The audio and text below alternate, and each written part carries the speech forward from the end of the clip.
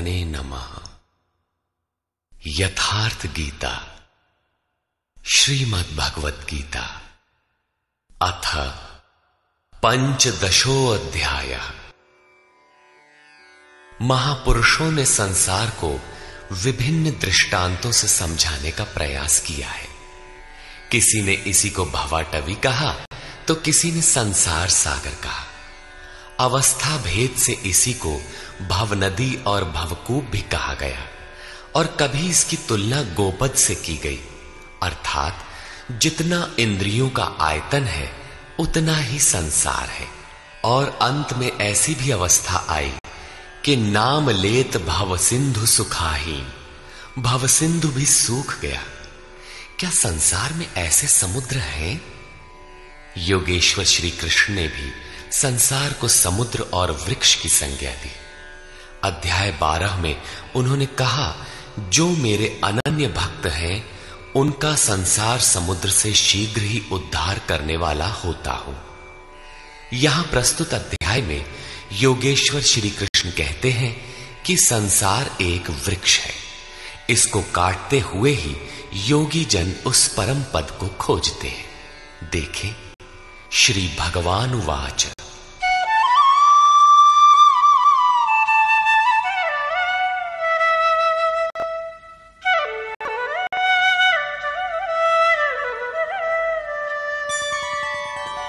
ऊर्ध्वमूलमधः शाखम् अश्वत्थं प्राहुरव्ययम् छन्दांसि यस्य पर्णानि यस्तं वेद स वेदवित्। अर्जुन, ऊर्ध्व मूलम, ऊपर को परमात्मा ही जिसका मूल है, अधः शाखम, नीचे प्रकृति ही जिसकी शाखाएं हैं, ऐसे संसार रूपी पीपल के वृक्ष को अविनाशी कहते हैं। वृक्ष तो अश्व अर्थात कल तक भी रहने वाला नहीं, जब चाहे कट जाए, किंतु है अविनाशी। श्री कृष्ण के अनुसार अविनाशी दो हैं, एक संसार रूपी वृक्ष अविनाशी और दूसरा उससे भी परे परम अविनाशी। वेद इस अविनाशी संसार विटप के पत्ते कहे गए हैं। जो पुरुष इस संसार रूपी वृक्ष को अर्थात देखते हुए विदित कर लेता है, वो वेद का ज्ञाता है। जिसने उस संसार वृक्ष को जाना है उसने वेद को जाना है, न कि ग्रंथ पढ़ने वाला। पुस्तक पढ़ने में तो उधर बढ़ने की प्रेरणा मात्र मिलती है, पत्तों के स्थान पर वेद की क्या आवश्यकता है।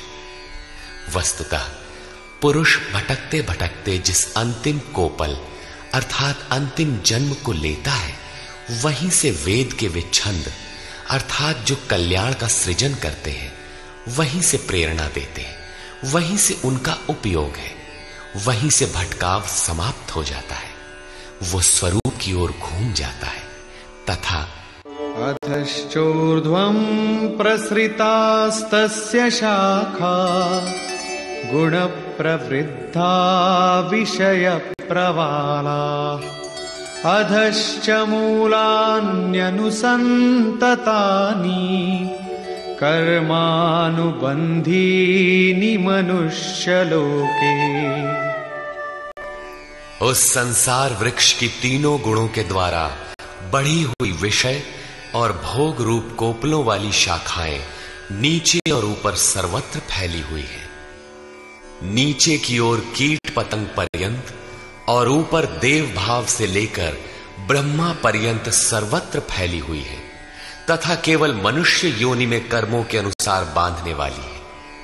अन्य सभी योनियां भोग भोगने के लिए है। मनुष्य योनि ही कर्मों के अनुसार बंधन तैयार करती है।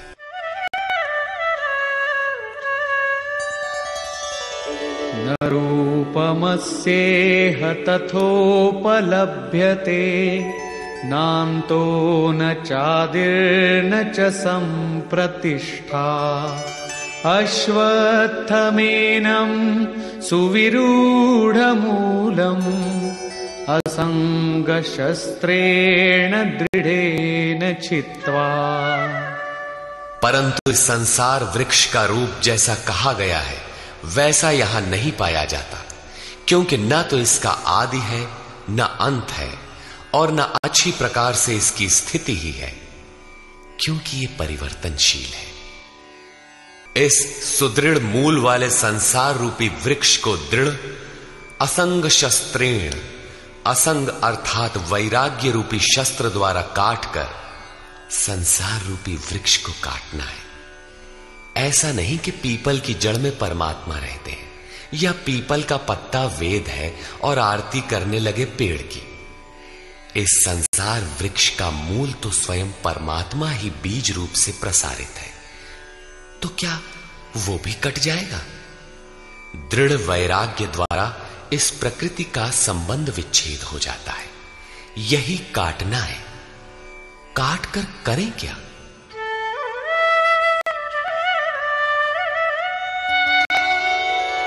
ततः पदं तत्परिमार्गितव्यम् यस्मिन् गता न निवर्तन्ति भूयः तमेव चाद्यं पुरुषं प्रपद्ये यतः प्रवृत्ति प्रसृता पुराणी। दृढ़ वैराग्य द्वारा संसार विटप को काटने के उपरांत उस परम पद परमेश्वर को अच्छी प्रकार खोजना चाहिए, जिसमें गए हुए पुरुष फिर पीछे संसार में नहीं आते, अर्थात पूर्ण निवृत्ति प्राप्त कर लेते हैं। किंतु उसकी खोज किस प्रकार संभव है? योगेश्वर कहते हैं, इसके लिए समर्पण आवश्यक है।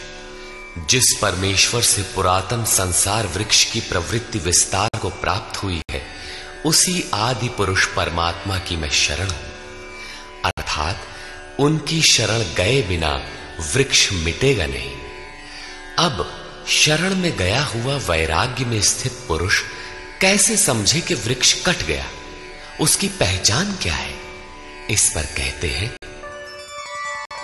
निर्माण मोहाजित संग दोषा अध्यात्म नित्या विनिवृत्त कामा द्वंद्वैर्विमुक्ता सुख दुःख संज्ञैर् गच्छन्त्यमूढ़ा पदमव्ययं तत्। उपर्युक्त प्रकार के समर्पण से जिसका मोह और मान नष्ट हो गया है, आसक्ति रूपी संग दोष जिन्होंने जीत लिया है, अध्यात्म नित्या परमात्मा के स्वरूप में जिनकी निरंतर स्थिति है, जिनकी कामनाएं विशेष रूप से निवृत्त हो गई हैं और सुख दुख के द्वंद्वों से विमुक्त हुए ज्ञानी जन उस अविनाशी परम पद को प्राप्त होते हैं। जब तक ये अवस्था नहीं आती तब तक संसार वृक्ष नहीं कटता। यहां तक वैराग्य की आवश्यकता रहती है। उस परम पद का क्या स्वरूप है जिसे पाते हैं? न तद्भासयते सूर्यो न शशांको न पावकः यद्गत्वा न निवर्तन्ते तद्धाम परमं मम। उस परम पद को न सूर्य न चंद्रमा और न अग्नि ही प्रकाशित कर पाते हैं। जिस परम पद को प्राप्त कर मनुष्य पीछे संसार में नहीं आते हैं, वही मेरा परम धाम है, अर्थात उनका पुनर्जन्म नहीं होता। इस पद की प्राप्ति में सबका समान अधिकार है। इस पर कहते हैं,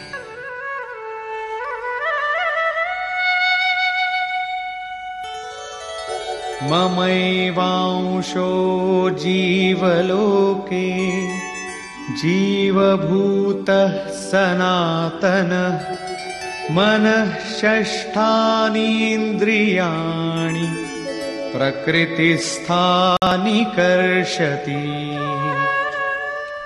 जीवलोके अर्थात इस देह में, अर्थात शरीर ही लोक है। ये जीवात्मा मेरा ही सनातन अंश है और वही इन त्रिगुणमयी माया में स्थित हुई मन सहित पांचों इंद्रियों को आकर्षित करता है। भला कैसे? शरीरं यदवाप्नोति यच्चाप्युत्क्रामतीश्वरः गृहीत्वैतानि संयाति वायुर्गन्धानि वाशयात्। जिस प्रकार वायु गंध के स्थान से गंध को ग्रहण करके ले जाता है, ठीक उसी प्रकार देह का स्वामी जीवात्मा जिस पहले शरीर को त्यागता है, उससे मन और 5 ज्ञानेंद्रियों के कार्यकलापों को ग्रहण करके अर्थात आकर्षित करके साथ लेकर फिर जिस शरीर को प्राप्त होता है उसमें जाता है। जब अगला शरीर तत्काल निश्चित है तो आटे का पिंड बनाकर किसे पहुंचाते हो? लेता कौन है?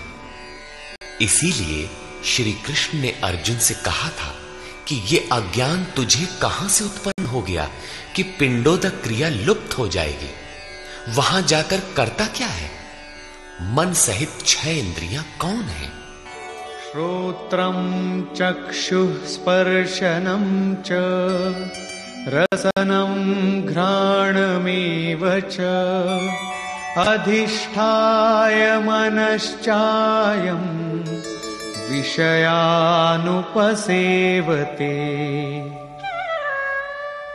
उस शरीर में स्थित होकर ये जीवात्मा कान, आंख, त्वचा, जिह्वा, नासिका और मन का आश्रय लेकर अर्थात इन सब के सहारे ही विषयों का सेवन करता है, किंतु ऐसा दिखाई नहीं पड़ता, सब उसे देख नहीं पाते। इस पर श्री कृष्ण कहते हैं, उत्क्रामन्तं स्थितं वापि भुञ्जानं वा गुणान्वितं विमूढानानुपश्यन्ति पश्यन्ति ज्ञानचक्षुषः। शरीर छोड़कर जाते हुए, शरीर में स्थित हुए, विषयों को भोगते हुए अथवा तीनों गुणों से युक्त हुए भी जीवात्मा को विशेष मूढ़ अज्ञानी नहीं जानते। केवल ज्ञान रूपी नेत्र वाले ही उसे जानते हैं, देखते हैं। ठीक ऐसा ही है। अब वो दृष्टि कैसे मिले? आगे देखें।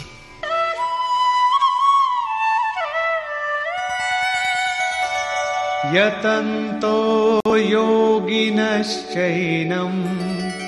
पश्यन्त्यात्मन्यवस्थितं यतन्तोऽप्यकृतात्मानो नैनं पश्यन्त्यचेतसः। योगी जन अपने हृदय में चित्त को सब ओर से समेट इस आत्मा को यत्न करते हुए ही प्रत्यक्ष देखते हैं, किंतु अकृतार्थ आत्मा वाले अर्थात मलिन अंतःकरण वाले अज्ञानी जन यत्न करते हुए भी इस आत्मा को नहीं जानते, क्योंकि उनका अंतःकरण बाह्य प्रवृत्तियों में अभी बिखरा है। चित्त को सब ओर से समेटकर अंतरात्मा में यत्न करने वाले भाविक जन ही उसे पाने के योग्य होते हैं। अतः अंतःकरण से सतत सुमिरण आवश्यक है। अब उन महापुरुषों के स्वरूप में जो विभूतियां पाई जाती हैं, जो पीछे बता भी आए हैं, उन पर प्रकाश डालते हैं।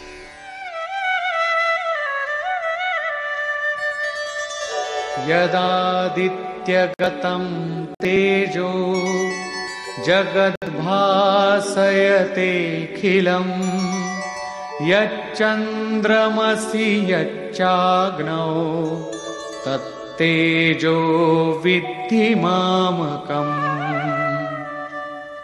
जो तेज सूर्य में स्थित हुआ संपूर्ण जगत को प्रकाशित करता है, जो तेज चंद्रमा में स्थित है और जो तेज अग्नि में है, इसे तू मेरा ही जान। अब उस महापुरुष द्वारा कार्य बताते हैं। गामाविश्य च भूतानि धारयाम्यहमोजसा उष्णामि चौषधीः सर्वा सोमो भूत्वा रसात्मकः। मैं ही पृथ्वी में प्रवेश करके अपनी शक्ति से सब भूतों को धारण करता हूं और चंद्रमा में रस स्वरूप होकर संपूर्ण वनस्पतियों को पुष्ट करता हूं।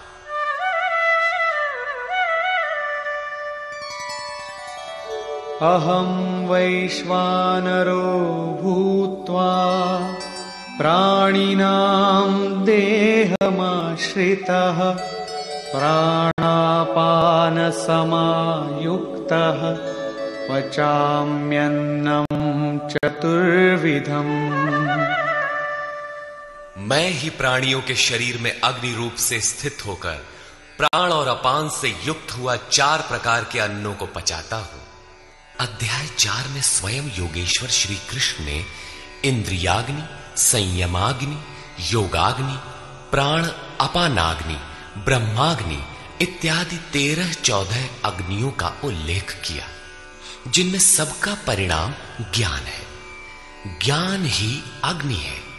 श्री कृष्ण कहते हैं, ऐसा अग्नि स्वरूप होकर प्राण और अपान से युक्त 4 विधियों से, अर्थात जप सदैव श्वास प्रश्वास से होता है, उसकी 4 विधियां बैखरी, मध्यमा, पश्यंती और परा है। इन 4 विधियों से तैयार होने वाले अन्नों को मैं ही पचाता हूं।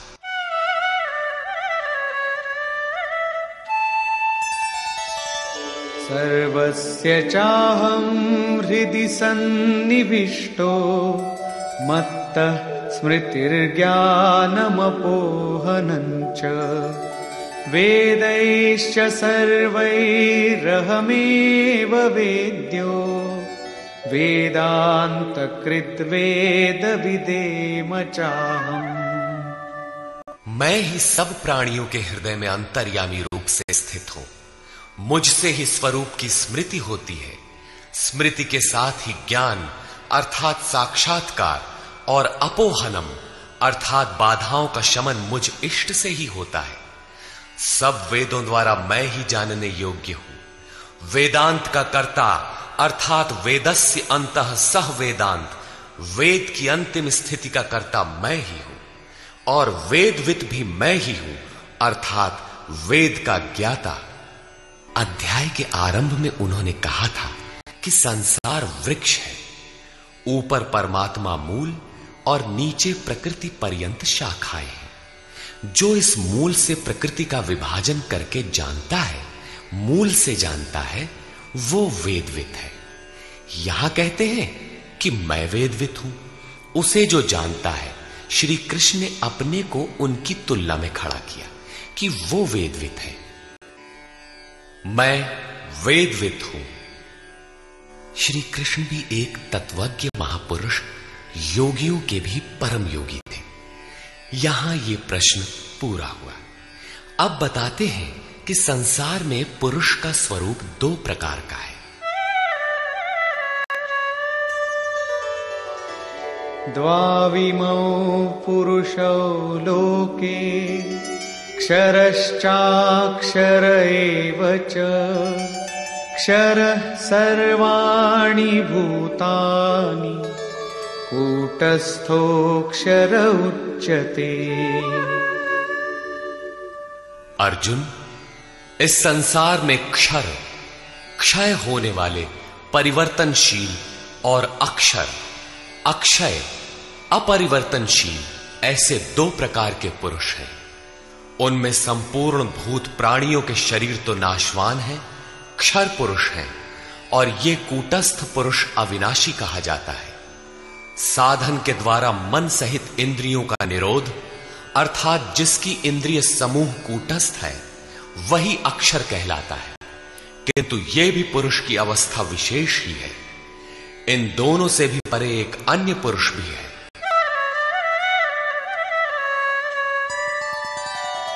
उत्तमः पुरुषस्त्वन्यः परमात्मेत्युदाहृतः यो लोकत्रयमाविश्य बिभर्त्यव्यय ईश्वरः। उन दोनों से अति उत्तम पुरुष तो अन्य ही है, जो तीनों लोकों में प्रवेश करके सबका धारण पोषण करता है।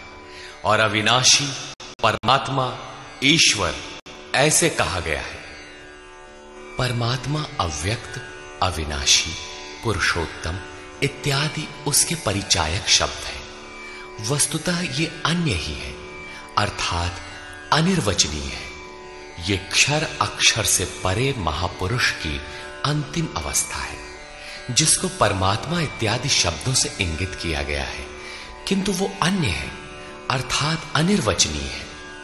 उसी स्थिति में योगेश्वर श्री कृष्ण अपना भी परिचय देते हैं, यथा यस्मात् क्षरमतीतोऽहम् अक्षरादपि चोत्तमः अतोऽस्मि लोके वेदे च प्रथितः पुरुषोत्तमः।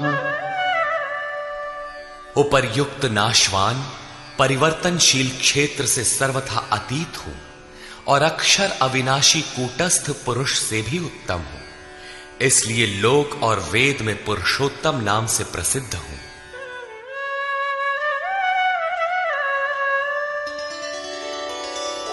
यो मामेवमसम्मूढो जानाति पुरुषोत्तमम् स सर्वविद् भजति माम् सर्वभावेन भारत।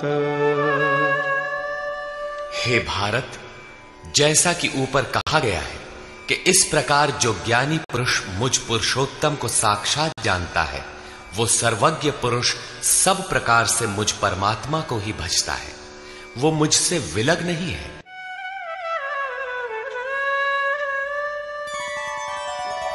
इति गुह्यतमं शास्त्रम् इदमुक्तं मया नघ एतद्बुद्ध्वा बुद्धिमान् स्यात् कृतकृत्यश्च भारत। हे निष्पाप अर्जुन, इस प्रकार ये अति गोपनीय शास्त्र मेरे द्वारा कहा गया। इसको तत्व से जानकर मनुष्य पूर्ण ज्ञाता और कृतार्थ हो जाता है। अतः योगेश्वर श्री कृष्ण की ये वाणी स्वयं में पूर्ण शास्त्र है। श्री कृष्ण का ये रहस्य अत्यंत गुप्त था। उन्होंने केवल अनुरागियों से बताया। ये अधिकारी के लिए ही है। श्री कृष्ण का ये स्वरूप सबके लिए था भी नहीं। कोई उन्हें राजा, कोई दूत, तो कोई यादव ही मानता था, किंतु अधिकारी अर्जुन से उन्होंने कोई दुराव नहीं रखा। उसने पाया कि वो परम सत्य पुरुषोत्तम नहीं। दुराव रखते तो उसका कल्याण ही ना होता। यही विशेषता प्राप्ति वाले प्रत्येक महापुरुष में पाई गई। रामकृष्ण परमहंस देव एक बार बहुत प्रसन्न थे। भक्तों ने पूछा, आज तो आप बहुत प्रसन्न हैं? बोले, आज मैं वो परमहंस हो गया।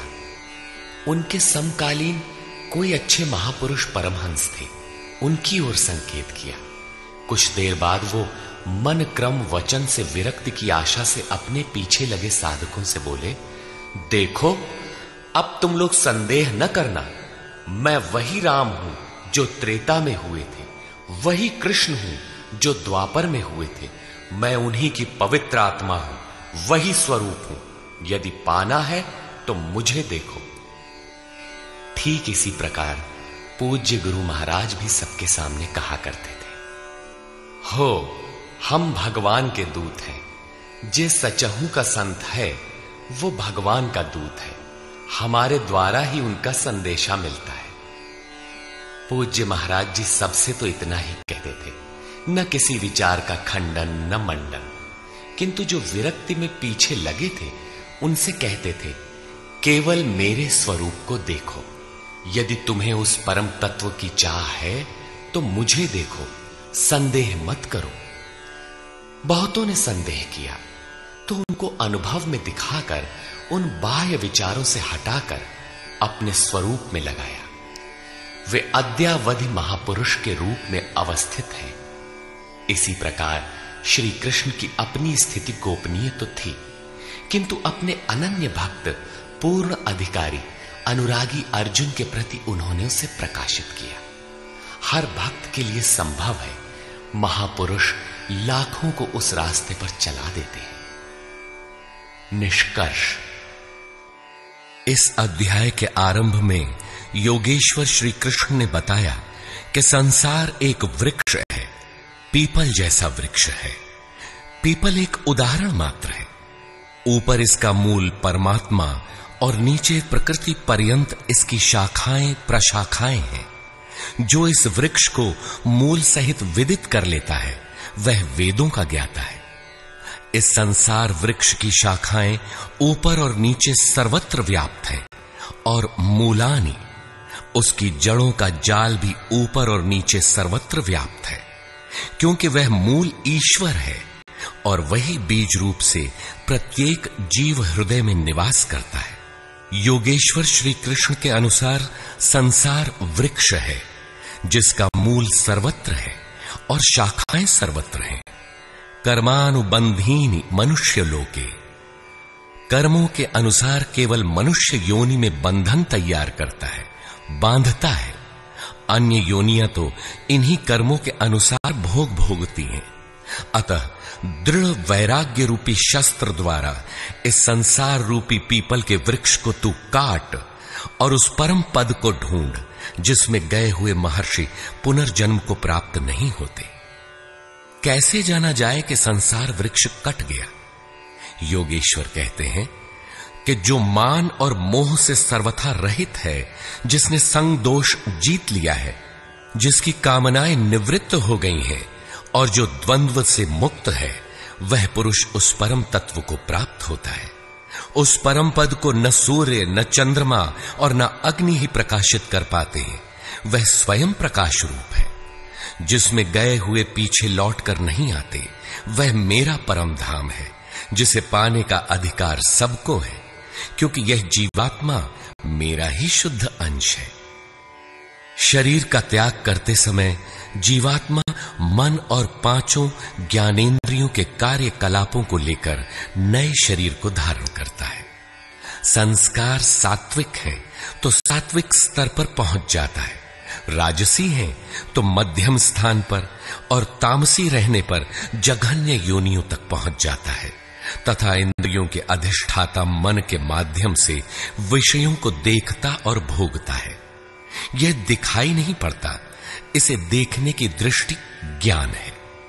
कुछ याद कर लेने का नाम ज्ञान नहीं है। योगी जन हृदय में चित्त को समेटकर प्रयत्न करते हुए ही उसे देख पाते हैं। अतः ज्ञान साधन गम्य है। हां, अध्ययन से उसके प्रति रुझान उत्पन्न होती है। संशय युक्त अकृतात्मा लोग प्रयत्न करते हुए भी उसे देख नहीं पाते। यहां प्राप्ति वाले स्थान का चित्रण है। अतः उस अवस्था की विभूतियों का प्रवाह स्वाभाविक है। उन पर प्रकाश डालते हुए योगेश्वर श्री कृष्ण कहते हैं कि सूर्य और चंद्रमा में मैं ही प्रकाश हूं, अग्नि में मैं ही तेज हूं, मैं ही प्रचंड अग्नि रूप से 4 विधियों से परिपक्व होने वाले अन्न को पचाता हूं। श्री कृष्ण के शब्दों में अन्न एकमात्र ब्रह्म है। अन्नम ब्रह्मेति व्यजानात्, जिसे प्राप्त कर यह आत्मा तृप्त हो जाती है। बैखरी से परा पर्यंत अन्न पूर्ण परिपक्व होकर पच जाता है, वह पात्र भी खो जाता है। इस अन्न को मैं ही पचाता हूं, अर्थात सद्गुरु जब तक रथी न हो तब तक यह उपलब्धि नहीं होती। इस पर बल देते हुए योगेश्वर श्री कृष्ण पुनः कहते हैं कि संपूर्ण प्राणियों के अंतर्देश में स्थित होकर मैं ही स्मृति दिलाता हूं। जो स्वरूप विस्मृत था उसकी स्मृति दिलाता हूं।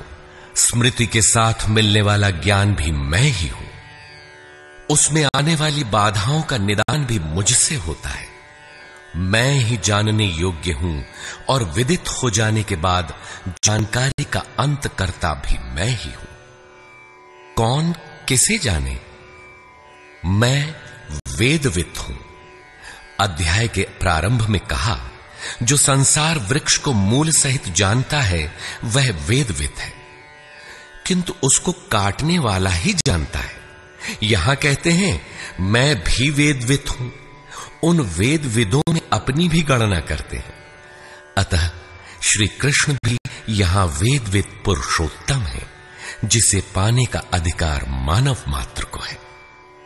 अंत में उन्होंने बताया कि लोक में दो प्रकार के पुरुष हैं। भूतादिकों के संपूर्ण शरीर क्षर है।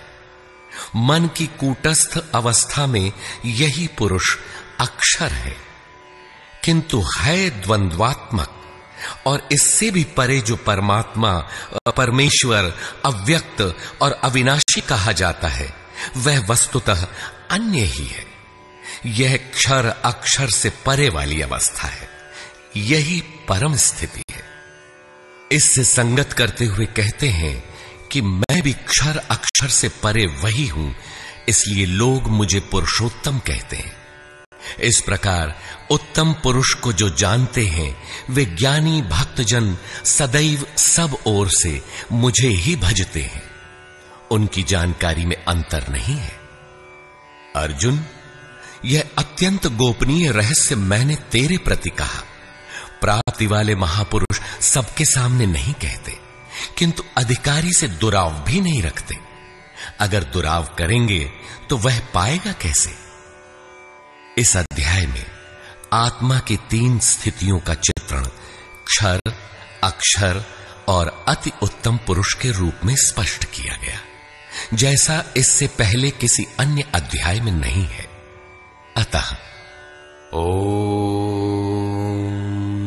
तत्सदिति श्रीमद्भगवद गीता सूपनिषत्सु ब्रह्म विद्यायाम योग शास्त्रे श्री कृष्ण अर्जुन संवादे पुरुषोत्तम योगो नाम 15वां अध्याय।